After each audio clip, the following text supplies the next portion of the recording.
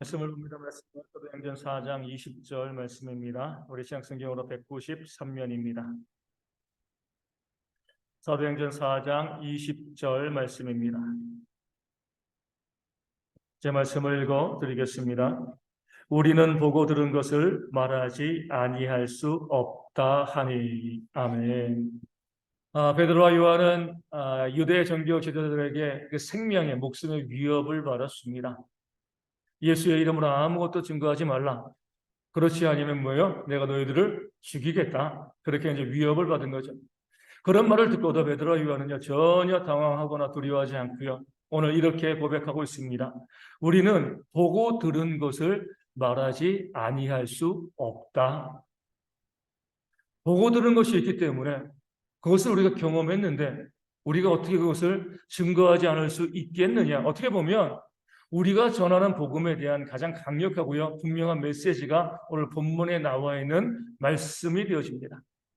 우리가 증거하는 복음은 그냥 책 속에 박혀 있는 그런 말씀이 아니죠. 그런 이야기가 아닙니다. 우리의 복음은요, 보고 들은 것, 즉 우리가 직접 경험한 그런 복음이어야 합니다. 그럴 때 그 복음이 힘있게 많은 사람들에게 증거되어집니다. 하나님의 말씀은요, 성경에 나와 있는 것처럼 살아있고 운동력이 있습니다.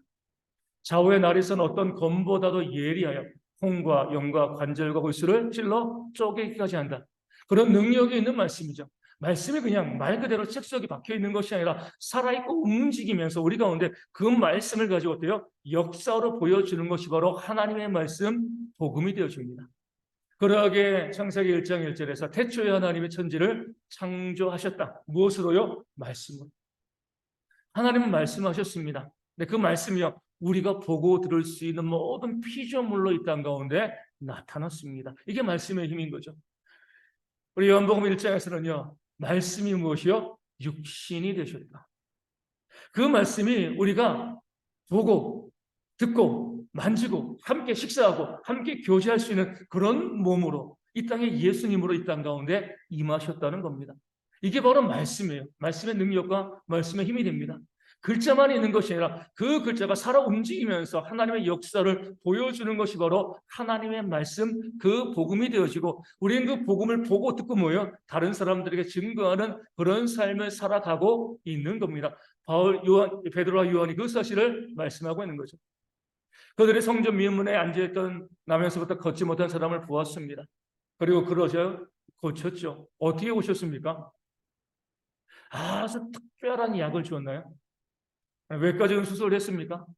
아니면 뭐 도수치료라든가 물리치료 해가지고요, 그동안 못 걷던 그 다리를 걷게 했나요? 그런 방법이 아니잖아요. 뭐요? 오직 말씀이죠. 나사렛 예수 그리스도 이름으로 일어나 걸어라. 말씀을 했습니다.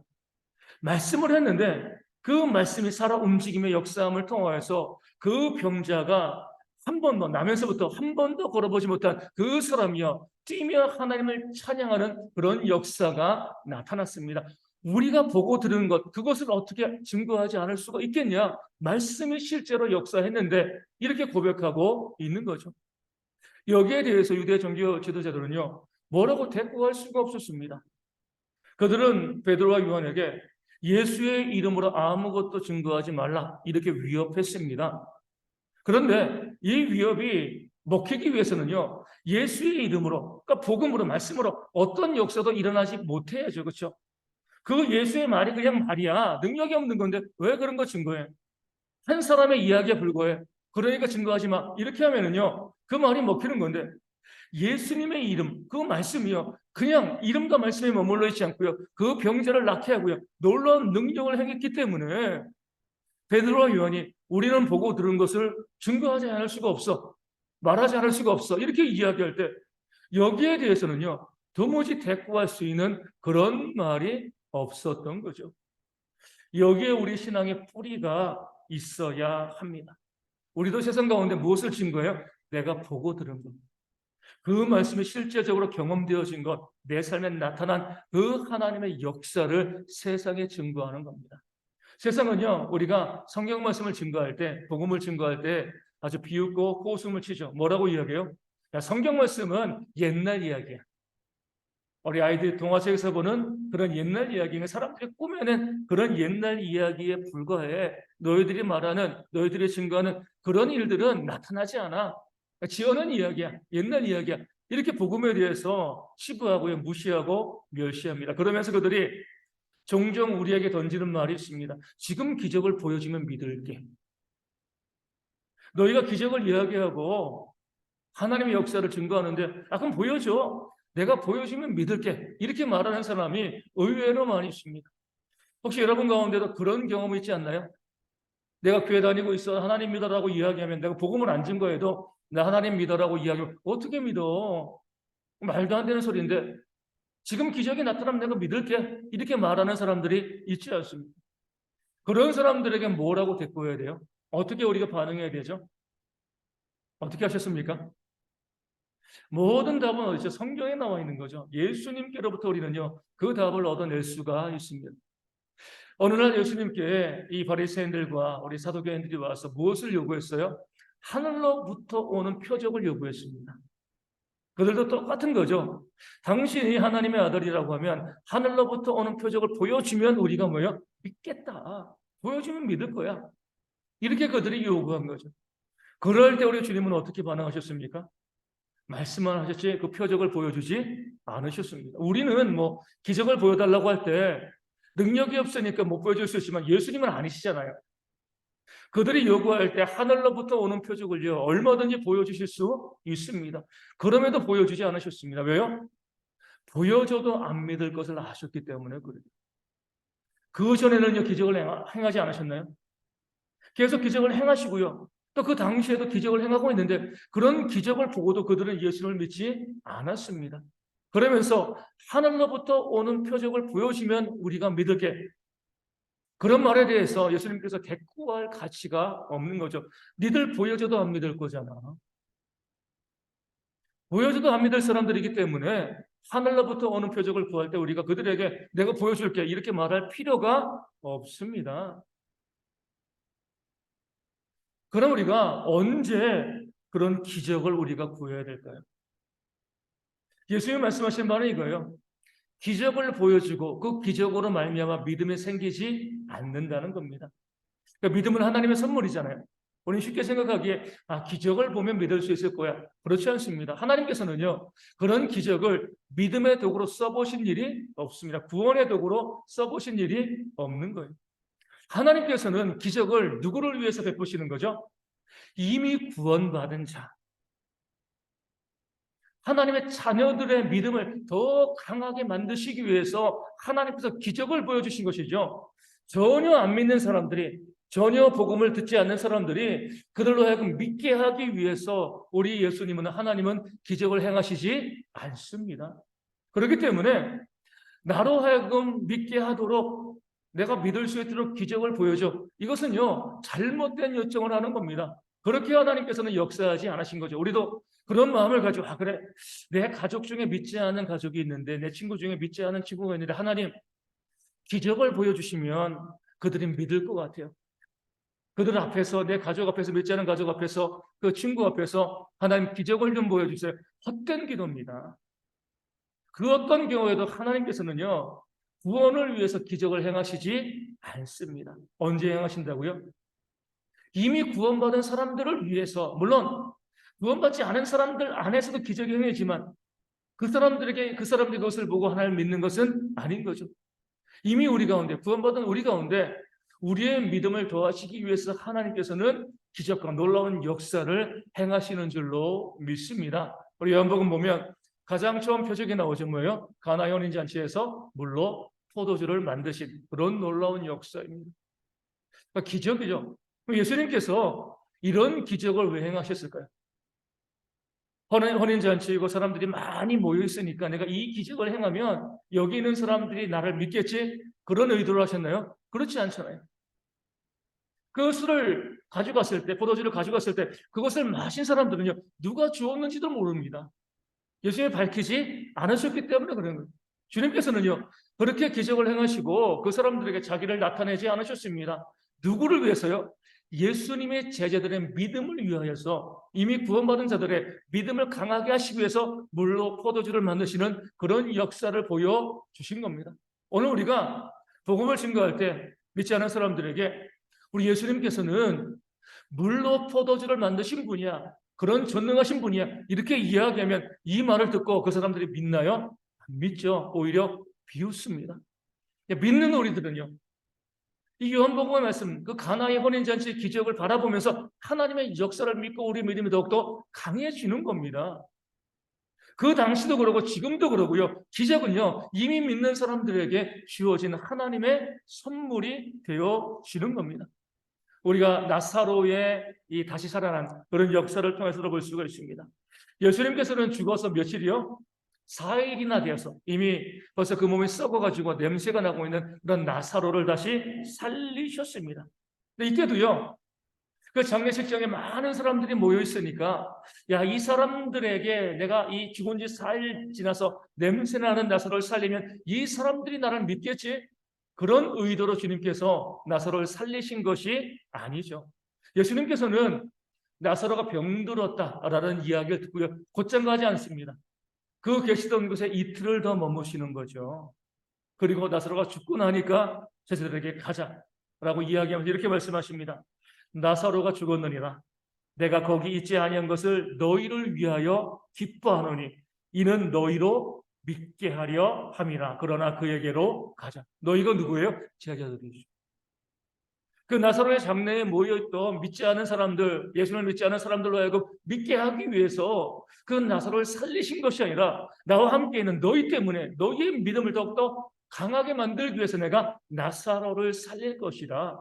우리 주님의 목적은요, 믿지 않는 자들에게 구원을 주기 위한 것이 아니라 이미 믿는 예수님의 제자들에게 그들의 믿음을 더하시기 위해서 죽은 지 나흘이나 지난 그런 나사로를 살리신 겁니다. 앞서 말씀드린 것과 마찬가지로 이 나사로의 기적을 봤을 때 믿지 않은 사람들은 비웃습니다. 하지만 믿는 우리는요, 그 하나님의 전능하신 능력 때문에 믿음이 더해지게 되어지는 겁니다.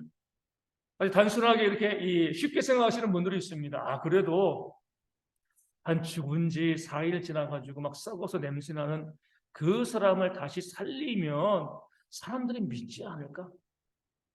만약에 우리 가운데요, 지금 이 시대 가운데 죽어서 4일이나 지나가지고 썩어서 냄새나는 그 사람을요, 만약에 제가 살리면 사람들이 저를 믿을까요? 믿지 않을까요?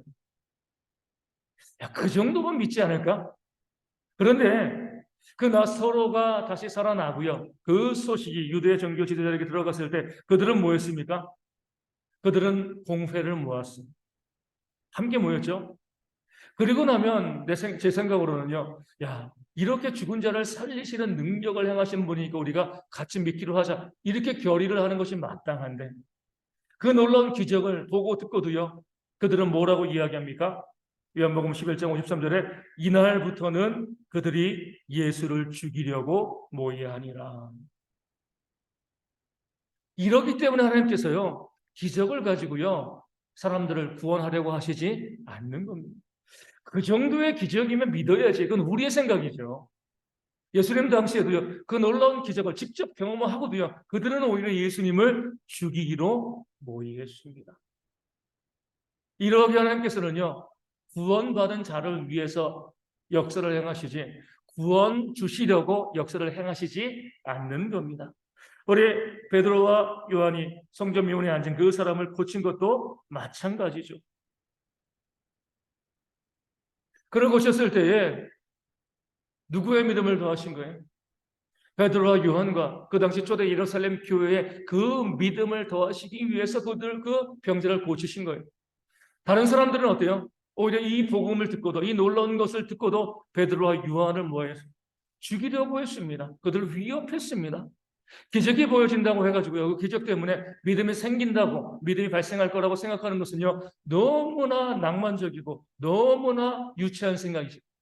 기적은 다시 한번 말씀드리지만 믿는 우리들, 이미 구원받은 우리들의 믿음을 더하기 위해서 하나님께서 보여주시는 겁니다. 이스라엘 백성들은 광야에서 출애굽했을 때에 그들은요, 매일매일 기적을 봤잖아요.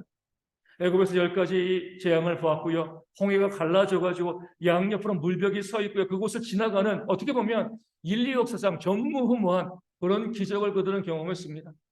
매일 구름 기둥이 있고요. 매일 불 기둥이 있고요. 만나와 메추라기 매일 떨어지고 그리고 반석이 터져가지고 샘물이 나오는 그 광야에서 아무것도 없어서 죽을 수밖에 없는 그때 수백만 명이요 40년간 살아가는 그런 기적을 매일매일 경험했습니다. 그런데 그들은요 그 기적을 보면서도 뭐였어요? 우리가 출애굽기 32장을 보면 모세가 시내산에 올라갔을 때 금송아지 우상을 만들었습니다. 저 같으면 이런 생각을 하는 거죠. 야, 하늘에 구름기도 있고 불기둥이 있고 만나가 오늘도 떨어지고 반석에서 샘물이 나오고 그런 하나님의 역사가 계속 우리 눈에 보이면 당연히 하나님 믿어야지. 그런데 그들은요, 그 기적의 현장 속에서도 오히려 금송아지 우상을 만들고 하나님을 배반했습니다. 하나님께서 그 이스라엘 백성들에게 기적을 베푸시고 그 역사를 보여주신 것은요, 그들을 다 구원해내기 위하심이 아니죠. 그 가운데는요, 구원받지 못한 사람, 애굽에서 나왔지만 영적으로 구원받지 못한 사람들도 많이 있었습니다. 하나님께서 출애굽한 백성들에게 광야의 놀라운 기적을 보여준 이유는요, 그 가운데 있는 택함을 받은 자를 위한 그들의 믿음을 더하시기 위함이고 또 오늘 우리를 위함이신 거죠. 그 말씀을 읽으면서 광야에서도 그들을 인도하시는 하나님께서 오늘 우리의 삶에도 일용할 양식을 주시겠다. 그 믿음을 주시기 위해서 그 놀라운 역사를 이 출애굽 과정 가운데 그들에게 보여주신 겁니다. 그러게 우리가 정말 구원받은 주의 백성이라고 하면 내가 정말 믿음이 있다라고 하면 우리는요 무엇을 구해야 돼요? 우리에게도 보고 들은 것이 있게 해달라고. 하나님 우리도 하나님의 역사를 경험하고 싶습니다. 그래서 성경에 기록되어지는 그런 말씀만이 아니라 정말 살아있는 하나님의 그 기적을 놀라운 일들을 내가 믿음이 있기 때문에 그 믿음을 가지고 하나님의 역사를 제가 경험하기를 원합니다. 이런 구함이 우리 가운데 있어야 됩니다. 또 우리 성경에 보면 아주 재미있는 그런 역사가 있어요. 예수님께서 물 위를 걸어오실 때 예수님의 제자들이 그 예수님을 보고요 뭐라고 생각했어요? 아, 유령이다라고 생각을 했습니다. 그런데 베드로만큼은요 뭐라고 주님께 요청을 합니까? 주여 만일 주님이시거든 나를 명하사 물 위로 오라 하소서. 이 부탁이 이 구함이 합당한 건가요? 병을 고치는 것도 아니고 사람을 병에서 자유하게 만드는 것도 아니고요. 복음의 어떤 이 복음에 관한 그런 요청도 아닙니다. 베드로가 물 위를 걸어야 될 이유가 뭐가 있습니까? 그것이 우리의 복음과 십자가의 복음에 무슨 상관이 있나요? 어떻게 보면 영 쓸데없는 것을 구하는 겁니다. 베드로가 구하긴 구했지만 어떻게 보면 주님 보시기에 야 그런 걸 구하냐? 하나님의 영광을 구하든가 병에서 얽매인 사람들의 노임을 구하든가 그런 거룩하고 경건한 일들을 구해야지. 야, 네가 무리를 걷는 게 무슨 일이 있다고? 그래봤자 무슨 영적인 소용이 있다고? 왜 무리를 걷기를 구해? 이렇게 베드로를 책망하실 수도 있는 거죠. 그러니까 베드로가 무리를 걷기를 구한 것은요, 영 쓸데없는 겁니다. 그럼에도 불구하고 주님께서는 뭐라고 말씀하셨어요? 아주 간단하게 말씀하십니다. 오라. 그가 구한 것들이요, 별로 중요하지도 않고, 또 굳이 그렇게 그런 기적을 행하실 이유가 없음에도 불구하고요, 베드로로 하여금 그 물 위로 걸어오라라고 명령하시고, 그의 간구를 들어주시고요, 그로 하여금 그 역사를 보고 듣게 하셨습니다. 경험케 하셨어요. 왜요? 그 경험을 가지고, 그 역사를 가지고요, 베드로가 평생을 살아가면서 하나님을 증거하고 그 믿음에서 떠나지 않기를 주님께서 원하셨기 때문에 그렇습니다. 물론 그 이후에 3번이나 주님을 배반했어요. 모른다고 했습니다. 하지만 정말 몰라서 모른다고 했나요? 그게 아니잖아요. 목숨 때문에 두려워서 그렇게 이야기하고 나가서 슬피 울었습니다. 그 마음은 부인하고 싶지 않았지만 육신에 연약하기 때문에 그런 모습이 있었던 것이죠. 그 이후에 베드로는요, 그 믿음을 가지고 평생을 복음을 위해서 헌신하고 수고하는, 나중에 순교하는 그런 삶을 살아갔습니다. 그러면서 베드로가 만나는 사람들마다 복음을 증거하러 교회를 세우러 가면서 무엇을 이야기했겠습니까? 내가 그 사람이야. 내가 무리를 걸었어. 아무도 없잖아요. 그렇죠? 그 전에도 그 후에도 인류에 오직 단 한 사람입니다. 그 무리를 걸은 단 한 사람이에요. 주님께서 베드로로 하여금 무리를 걷게 해달라고 요청하셨을 때 그 요청을 주님께서 들어주신 이유는요, 그의 믿음을 더해서 그가 평생 주님을 위해서 헌신하는 그런 삶을 살기를 원하셨기 때문에 그렇습니다. 그것을 가지고 베드로는요, 평생 그 기억을 가지고 다른 사람들에게 예수님을 증거하고 자기를 자랑할 수는 없죠. 왜요? 곧 의심하고 빠져가지고 호적거렸으니까 거기서 자기를 자랑할 게 없습니다. 다만 예수님께서 나에게 그 말씀으로 하나님의 역사를 보고 듣게 하셨다. 그 역사를 경험하게 하셨다.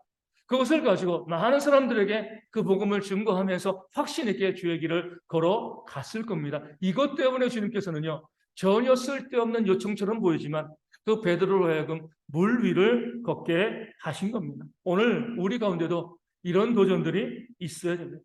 우리가 보고 들은 것이 있어야죠. 내 삶에 나타나는 하나님의 역사가 있어야 됩니다. 그것을 경험한 것이 있어야 되는 거예요.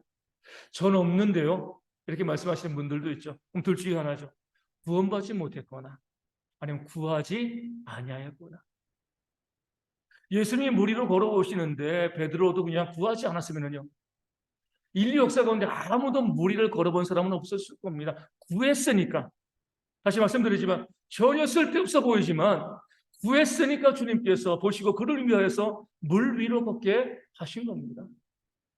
베드로와 요한이 성전에 기도로 올라가다가 미문에 앉아있는 그 사람을 봤습니다. 그럴 때 그냥 돈 주고 지나칠 수 있는 거죠. 그럼 아무런 역사도 발생하지 않는 겁니다. 그런데 그를 불쌍히 여기고요, 하나님께 그를 일어나게 하도록 구했으니까요, 그 사람이 걷고 뛰며 하나님을 찬양하는 그런 역사가 일어났던 겁니다. 하나님의 역사에 대한 간구함, 그 역사를 보고 경험하길 바라는 그런 마음들, 그런 마음으로 구하는 모습들이 우리 가운데 있어야 됩니다. 정말 내가 구원받았다라고 하면 우리 하나님께 보고 듣는 것을 구하셔야 됩니다. 앞서 말씀드린 것처럼 우리가 구하는 것이 때로는 베드로가 구하는 것처럼 전혀 쓸데없는 것일 수도 있지만 내가 믿음 가운데 흔들리지 아니하고 평생을 주님을 섬기고 주님을 배반하지 않고 복음을 증거하는 그런 삶을 살 수 있도록 하나님 저에게 보여주세요. 내가 보고 들은 것이 있도록 하나님 역사해달라고 간절히 기도하는 모습들이 우리 가운데 있어야 되는 거죠. 우리 주님께서는 구하라 그리하면 너희에게 주실 것이요, 찾으라 그리하면 찾아낼 것이요, 문을 두드리라 그리하면 너희에게 열릴 것이니 말씀하셨습니다. 구하고요, 찾고 문을 두드리는 이것이 바로 우리의 신앙이고, 그럴 때 하나님은요, 하나님을 찾는 자에게 반드시 나타나시겠다라고 말씀하고 약속하여 주셨습니다. 그런 것을 위해서 우리 모든 성도들이 구하시고요, 부르시고, 내가 믿음이 있다라고 하면 내 삶에 하나님의 역사가 나타나시기를 하나님께 기도할 때 그 역사가 일어나서 그 역사로 우리도 살고요, 우리 가정도 회복되어지고 이 교회도 부흥되어지는 놀라운 역사가 우리 가운데 일어나게 되어질 줄로 믿습니다. 그러면서 우리는요, 우리 교회에 와서 무엇을 이야기할 것인가? 앞서 말씀드린 것처럼 그 베드로가 무리를 걷고 난 다음에 가는 곳곳마다 무엇을 했겠습니까? 자기가 무리를 걸었다. 물론 다른 이야기도 했겠지만 그 이야기를 중심으로 해가지고 그 복음에 대한 하나님의 역사에 대한 이야기를 사람들에게 함께 나눴을 겁니다. 수다를 떤 거죠. 우리 가운데도 그런 이야기들이 있어야 돼요. 교회 와가지고 정치 이야기, 뭐 드라마 이야기, 뭐 스포츠 이야기, 그것을 한다는 게 잘못된다는 게 아니라, 하지만 모든 우리의 말, 모든 우리 수다, 이야기들의 중심에는 뭐가 있어야 돼요? 복음에 관한 것들, 내가 보고 들은 것들, 하나님께서 내가 구했을 때에, 기도했을 때 내 삶에 이렇게 역사하셨다는 이 사실에 대해서 이렇게 나누고 고백하는 그런 모습들이 이 교회 가운데 가득할 때 하나님께서 그런 모습 가운데 우리도 살리시고 이 교회도 살리는 놀라운 역사가 일어나게 되어질 줄로 믿습니다. 이제 2023년 1월 벌써 중순입니다. 이 한 해 동안 우리 대학의 모든 성도들이요, 하나님께 구하심을 통해서 하나님 저에게도 보고 들은 것을 허락해 주옵소서, 나도 주의 말씀이 살아 움직이는 것을 경험하기를 원합니다. 그 마음 가지고 기도하고 부르시고요, 살아있는 신앙으로 온전히 더욱더 복음을 증거하는 대학의 모든 성도 되어지기를 주님의 이름으로 축원을 드립니다. 우리가 말씀을 가지고 찬양하고 함께 기도하기를